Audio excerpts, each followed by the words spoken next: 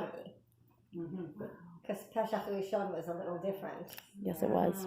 And when you said we're here for women talking about Geula, all I could think is, oh gosh, Lori, I wish you were here, because she would just love it, this concept, and I wish she was here to share. But she is with us in a different way and brought us together. My friend Lori was a person who everybody knew.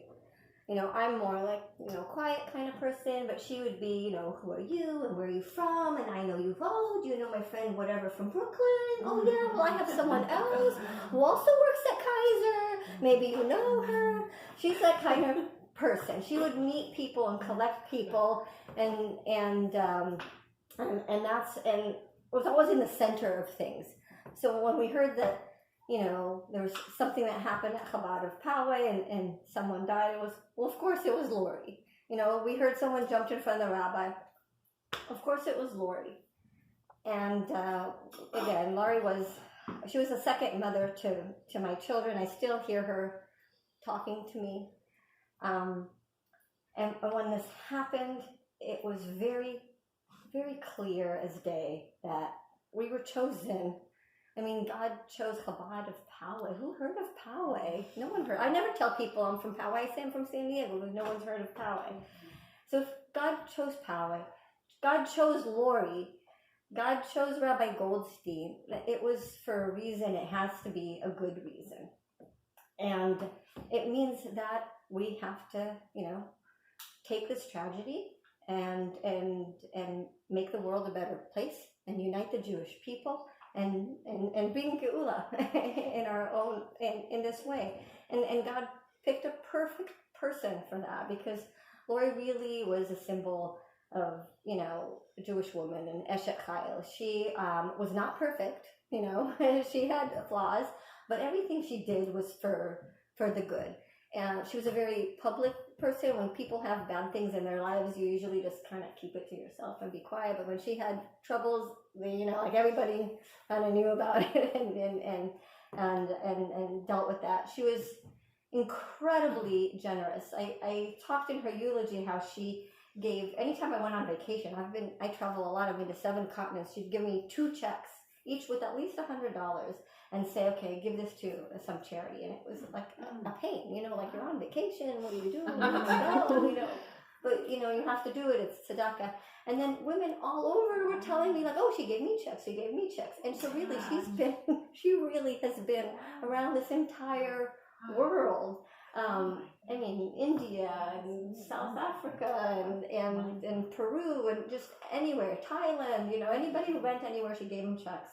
Really, I don't, you know, how was she such a rich lady? I said, no, she was a modest lady, but I don't, she lived like that. Her husband says she probably gave away all her salary. I mean, so that's kind of like, I think she hid her checkbook from him, so he wouldn't know her, know about that.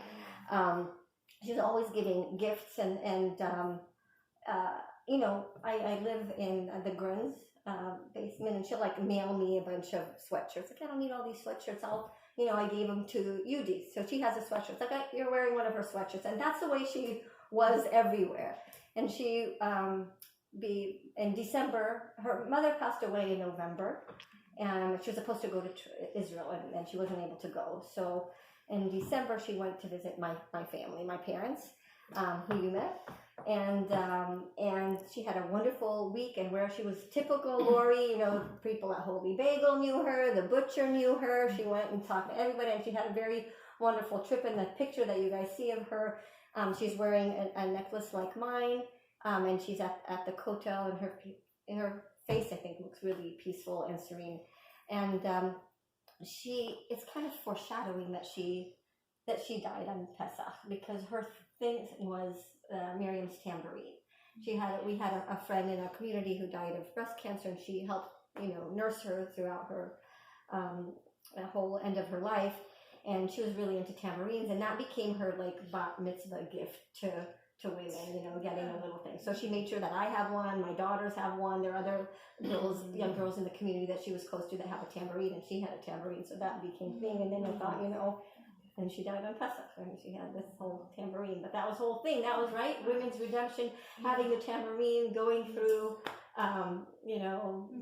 splitting of the sea, and again, I think God picked well if the purpose is to bring Geula, and I do believe women have the special ability. You're able to see both sides of things. You're able to see beyond the reformed or conservative or Haredi or shadel or no shadel or this or that, and really be, we're Jewish women. That's who Lori was. She felt comfortable in all those settings.